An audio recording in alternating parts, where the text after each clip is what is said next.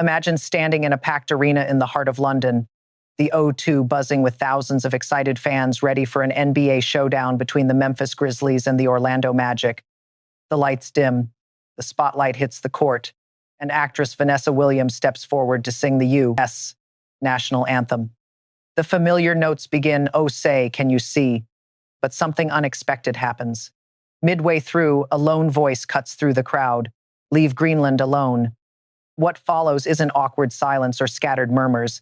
It's a massive, unified roar of cheers and boos that echoes through the arena like thunder. No one organized this.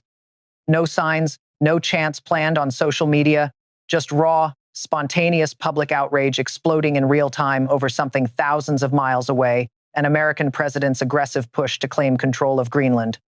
That moment, captured on shaky phone videos and shared millions of times within hours, isn't just a viral clip. It's a symbol, a loud, unmistakable signal that the world is done whispering its frustrations with Donald Trump's foreign policy.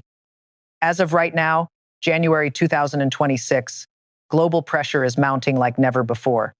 World leaders are pushing back openly, crowds are growing louder, and Trump appears more isolated on the international stage than at any point in his political career.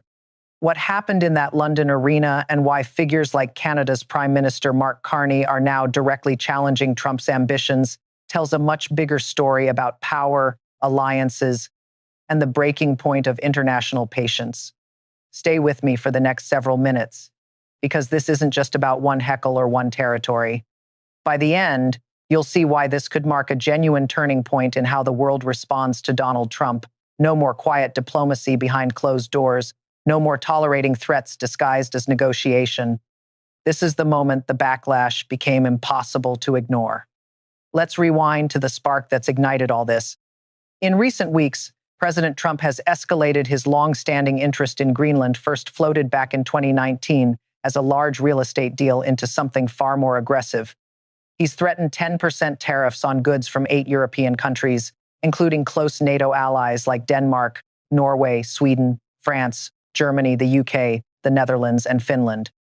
Those tariffs, he warned, would jump to 25% by June unless those nations agree to let the United States purchase or gain control of Greenland. He's framed it as a national security necessity, protecting Arctic routes, countering Russia and China, but the method is economic coercion aimed at sovereign allies. And when some pushed back, the rhetoric got darker, with suggestions of force if negotiations failed, though he later walked that back at Davos, saying, "I won't use force." How can Canada or any ally accept this? That's exactly the question put to Prime Minister Mark Carney during a high-stakes exchange at the World Economic Forum in Davos. Carney, speaking with calm precision, didn't mince words. "It's a serious situation and we're concerned about this escalation," he said. "To be absolutely clear, we will always support the sovereignty and territorial integrity of countries wherever their geographic location is. The future of Greenland decisions about the future of Greenland are for Greenland and Denmark to decide. And the security of Greenland is first and foremost for them, but very much falls within the responsibilities of NATO." He went further, referencing recent talks with the NATO Secretary General in Paris. "I had conversations about how we're going to further enhance collective security." When pressed on China's role as a self-proclaimed near-Arctic power, eyeing resources, Carney doubled down. "The future of Greenland is a decision for Greenland and for the Kingdom of Denmark. We are NATO partners with Denmark, and so our full partnership stands. Our obligations on Article 5, Article 2 of NATO stand, and we stand fully square behind those." This wasn't fiery rhetoric or personal attacks. It was measured, institutional, and firm, a deliberate contrast to Trump's style. Carney invoked NATO's core pillars, Article 5 for collective defense, "An attack on one is an attack on all," and Article 2 for promoting stability and democratic principles. By doing so, he sent a clear message. Any attempt to undermine sovereignty or destabilize the Arctic won't face isolated pushback. It will trigger unified alliance resistance. For Trump, this is a significant setback. Canada isn't just a neighbor. It's a key Arctic player, sharing vast borders and strategic interests.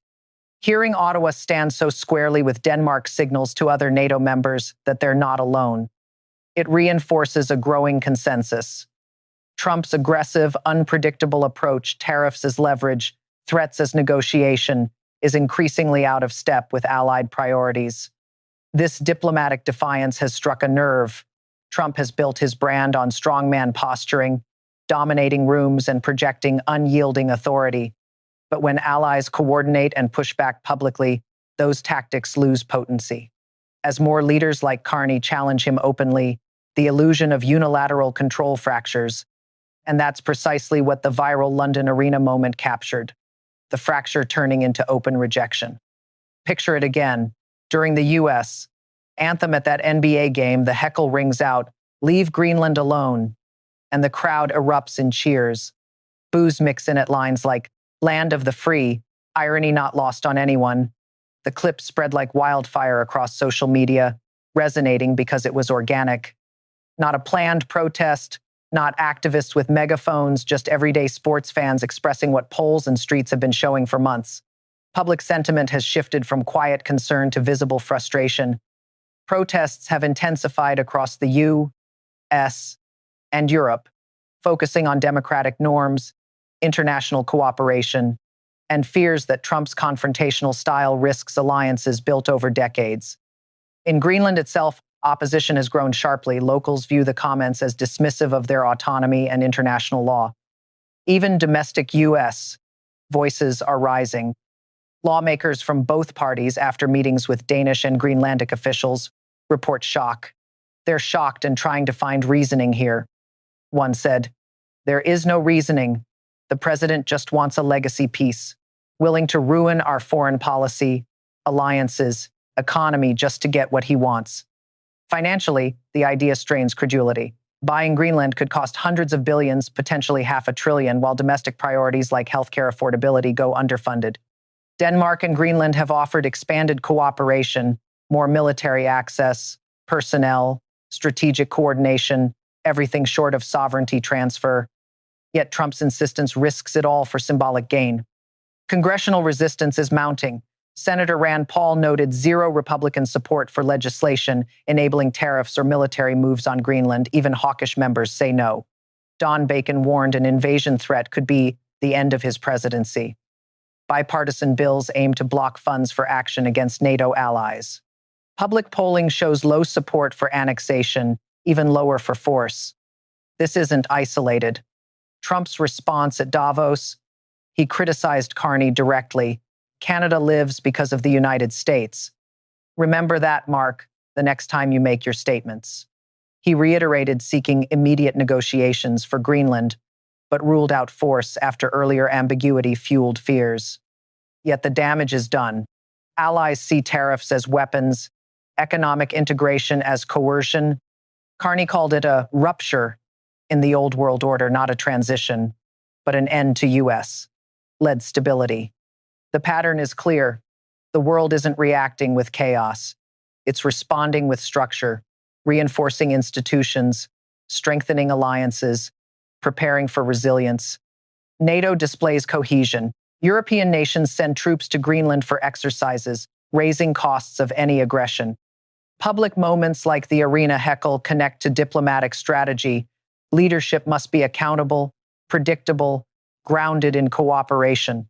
Global stability depends on respect for sovereignty and shared rules. Trump's approach, performative threats for negotiation or image risks credibility. Denmark opposes coercion.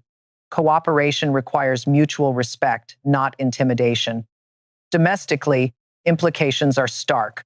Congressional inaction, protests, viral disapproval, signal unilateral moves are untenable. Voters who back Trump for action see stalling priorities.